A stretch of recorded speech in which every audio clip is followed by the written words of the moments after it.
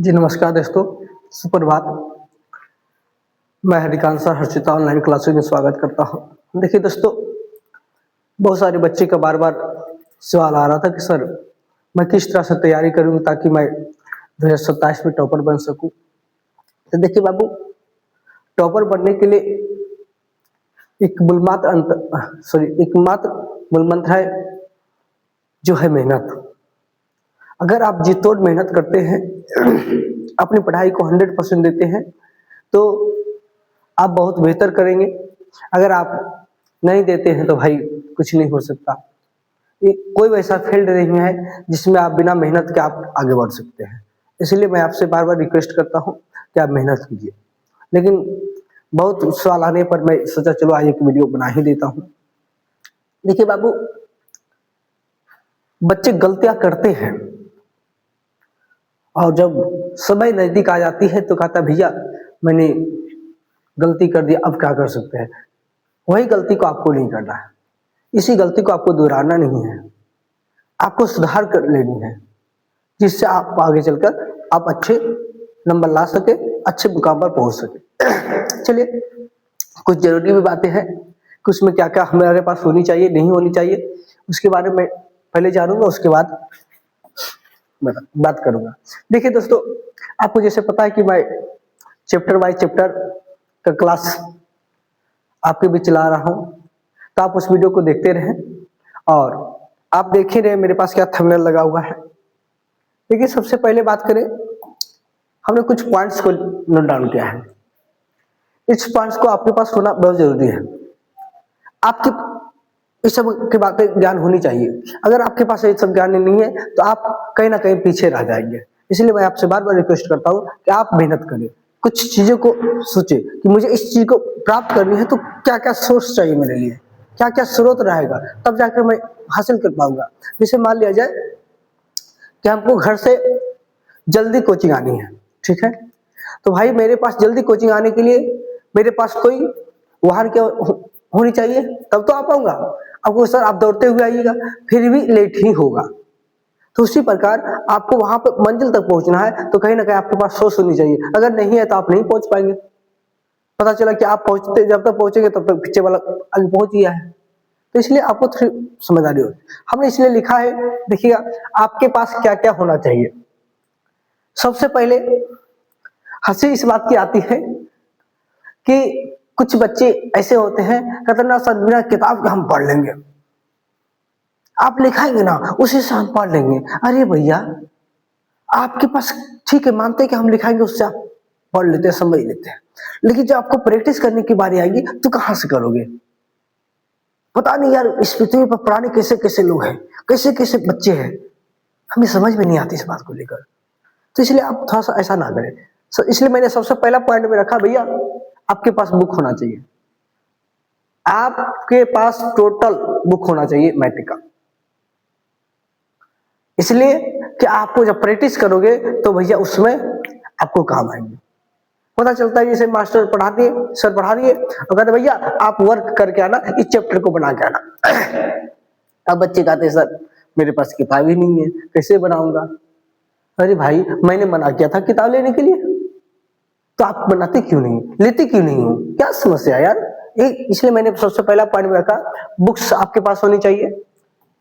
दूसरी पॉइंट मैंने लिखा, आपको सिलेबस का ज्ञान होना चाहिए कि कौन कौन सब्जेक्ट, कौन सा चैप्टर से कौन कौन सब्जेक्ट से कितना नंबर का पूछी जाएगा, इतना ज्ञान होनी चाहिए। अब पता चला मैं जा रहा हूँ लड़ाई लड़ने, ठीक है, अब वहां लड़ाई के लिए हथियारे लेके नहीं जा रहा हूँ, मुझे पता ही नहीं कि किस तरह से कौन एंगल से कहीं वो वार करेंगे कि हम लड़ाई जीत पाएंगे। तो क्या लगता है आप जीत पाओगे। आप पेपर देने जा रहे हो, अरे भाई आपको पता ही नहीं है कि कौन सब चैप्टर से कितना आएगा, कौन सब्जेक्ट क्या है, मामला नहीं है, तो आप कैसे जीत पाओगे, कैसे टॉपर बन पाओगे। इसलिए छोटी छोटी गलती को आपको इग्नोर करना है। दूसरी बातें हो गई।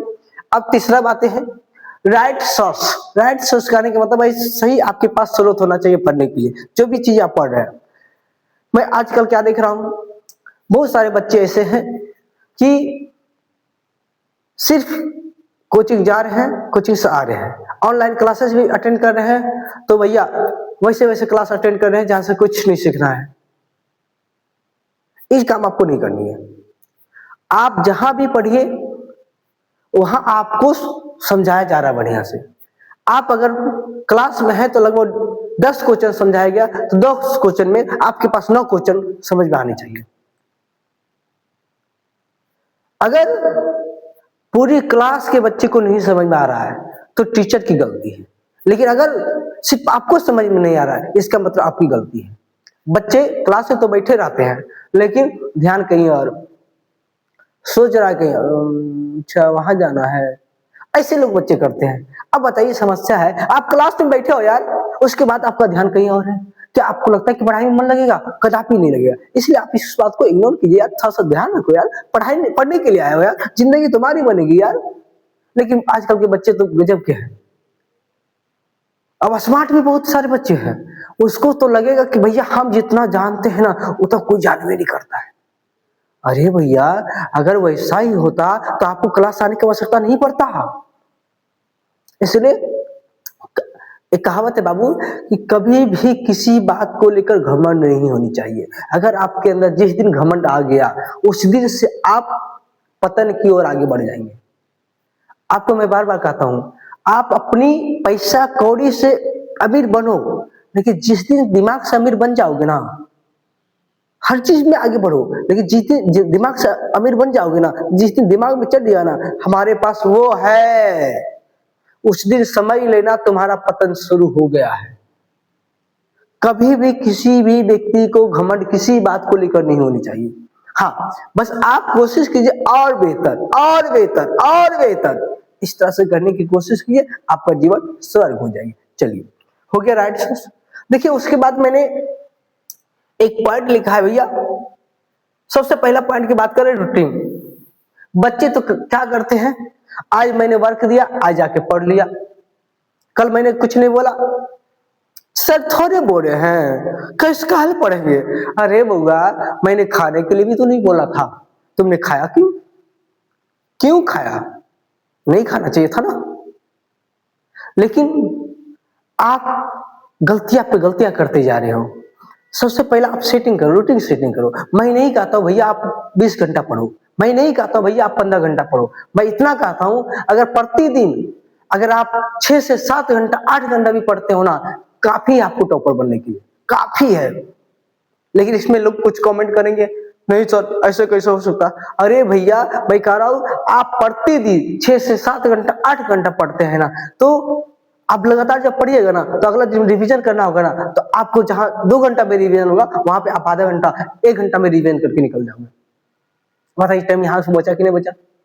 लेकिन समस्या क्या है कि हम आज मैथ पढ़ा दिए कि बउआ जाके बनाना, तुमने कल बनाया, अब इस मैथ को एक ही बार 1 महीना बाद 2 महीना बाद जब टेस्ट होगा तब आप सोल्व करोगे तो टाइम तो लगभग करेगा। लेकिन आप डेली प्रतिदिन उसको सोल्व कर रहे हो तो भैया आपका दिमाग में तो सेटिंग रहेगा, अच्छा इसके बाद ही काम करना है, इसके बाद ही काम करना है, ये स्टेप अगला स्टेप ये है, तो जल्दी जल्दी भागोगे कि नहीं भागोगे। तो बाबू आपके पास इतना ज्ञान होनी चाहिए।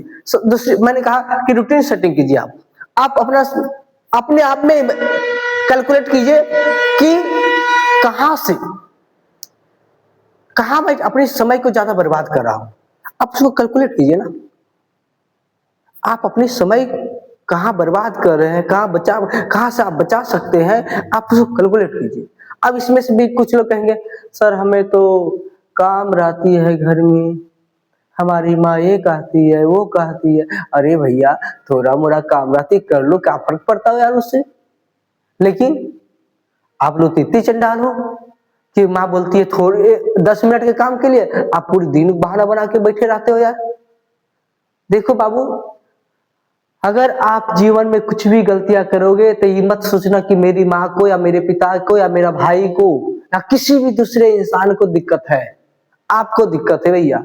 अगर आप क्लास जा रहे हो नहीं पढ़ के आ रहे हो मन से, बस क्लास में जाके इधर हल्ला हुल्ला करके आप आ रहे हो तो मत सोचिएगा सर को दिक्कत है। अरे भैया सर की पेट चल रही है, आगे चलेगी भी। अगर स्टेज पर खड़ा हुआ है ना कोई मास्टर तो कहीं ना कहीं सोच लिया दिमाग में कि आपको कैसे आगे जिंदगी में आगे बढ़ना है। तो आप इस बात को थोड़ा सा ध्यान रखें, ठीक है। आगे मैं बढ़ता हूं। अगली है ड्रीम। हम लोग बस रास्ता पे तो निकल गए लेकिन पता ही नहीं कि कहां जाएंगे। तो लगता है कभी पहुंच पाइएगा, कभी नहीं। इसलिए मैं बार बार कहता हूँ, आप रास्ता को डिसाइड कर लीजिए कि हमको जाना कहाँ है, तब आराम से पहुंचिएगा, जल्दी पहुंचिएगा। लेकिन आपको रास्ते पता ही नहीं है, हम तो बस जा रहे हैं, अच्छा ये रोड जहां जाएगा ना वहां चल जाएंगे, अरे भैया इसे पता चला ये रोड कोडरमा चला गया, पता चला ये रांची चला गया, रांची जाओगे का, कोडरमा जाओगे का, नहीं। आप फिक्स करो कि हमको वहां जाना है, हमको वो काम करना है वहां जाकर। आप पढ़ने वाले बच्चे हो, आप मैट्रिक के बच्चे हो, आपका लक्ष्य है कि हमें मैट्रिक में 250 सॉरी 450 नंबर लानी, 400 प्लस नंबर लानी है। इतनी आप लक्ष्य बनाओगे तब तो जाओगे। इसलिए मैं कह रहा हूं कि आप ड्रीम बनाओ, आगे भविष्य में क्या करना है वो भी सोच लो अभी, क्योंकि अगर आप भविष्य में सोच लो तो भैया भविष्य में आपको कहां जाना, किस पोस्ट पे नौकरी लेना है, तो आप उसकी ओर ज्यादा मेहनत भी करोगे। इसलिए आप इसके बाद ध्यान दें। अगला मैंने लिखा टॉपर के इंटरव्यू। आप टॉपर के इंटरव्यू भी देखिए, टॉपर के इंटरव्यू देखने से आपको आइडिया आएगा कि कौन कौन पॉइंट को मुझे मिस नहीं करनी है। इसलिए मैं बार बार कहता हूं कि किसी सफल इंसान का इंटरव्यू देखना चाहिए, किसी सफल इंसान का बुक पढ़नी चाहिए, उसकी जीवनी पढ़नी चाहिए, उससे आपके अंदर एक अनुभव आएंगे, अनुभव से आप आगे बढ़ोगे। ठीक है। अगला मैंने लिखा भैया आपके पास हैंड रिटेन नोट्स होना चाहिए। बच्चे आजकल के बहुत स्मार्ट होते जा रहे हैं, सर हमारे मोबाइल में स्क्रीनशॉट करके तो रखिए लिए हैं, काहे हम हैंड रिटेन बनाएंगे, उसी से याद कर लिए। अरे भैया आप जब लिखोगे ना तो आप लिखने के टाइम में आपके हाथ के साथ साथ दिमाग भी चलता है, दोनों काम होता है, लिखने की लिखावट भी अच्छी हो जाती है, याद भी हो जाती है। इसलिए मैं बार बार कहता हूं आप नोट्स तैयार कीजिए, हैंड रिटेन नोट्स तैयार कीजिए, खुद की लैंग्वेज में तैयार कीजिए। लेकिन आप लोग तो अचंभव मतलब अजीब प्राणी है भाई, नहीं सर हाथ दुख जाता है, सर ये हो जाता है। अरे बाबू आप लिखोगे तो आपकी राइटिंग अच्छी होगी कि मेरी राइटिंग अच्छी होगी, आपकी होगी, तो आपको लिखना चाहिए ना। लेकिन आप लोग तो गजब पुरानी हो भाई, हम क्या ही कर सकते उसमें। लेकिन अगर आपको अच्छे नंबर लाना है तो भैया आपको लिखना पड़ेगा, जितने भी पॉइंट्स बता रहा हूं उसको ध्यान देना पड़ेगा। अगर आप नहीं ध्यान देते हो तो बस सब जिस रास्ता से जा रहा था उसी रास्ता में तुम भी चले जाओगे, हम क्या कर सकते भाई। मैं आपको बार बार कह रहा हूं कि आप अपना मेहनत जारी रखो, नहीं रखोगे तो दिक्कत आप में पड़ोगी। अब देखिए अगला मैंने लिखा कंसिस्टेंसी। बच्चे क्या करते हैं, आज मैं पढ़ लिया 5 घंटा, कल आधा घंटा, परसों पढ़ लिया 10 घंटा, अरे पढ़िए तो लगिए, अगला दिन पढ़वे नहीं करवे। लोग ऐसे करते हैं। अरे भैया ये मत सोचिएगा कि हम पढ़ लिए अब अगला दिन नहीं है पढ़वे, ऐसे करके आप जिंदगी चलाओगे तो आपके नहीं होने वाले हैं, नहीं अच्छे जगह पर जा पाओगे, नहीं लक्ष्य प्राप्त कर पाओगे।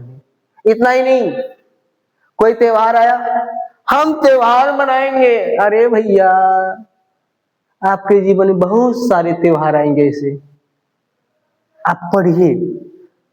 त्योहार उसी के लिए है भैया जो अमीर है, गरीब के लिए त्योहार नहीं होता है, ध्यान रखिएगा। गरीब बेचारा सोचते हैं कि शायद मेरे पास पैसा होता ना तो ये चीज बनाते खाते। अमीर के घराने में डेली त्योहार होते हैं, डेली मनाता है, और उस दिन और स्पेशल भी करते हैं, उन लोग मस्ती करते हैं।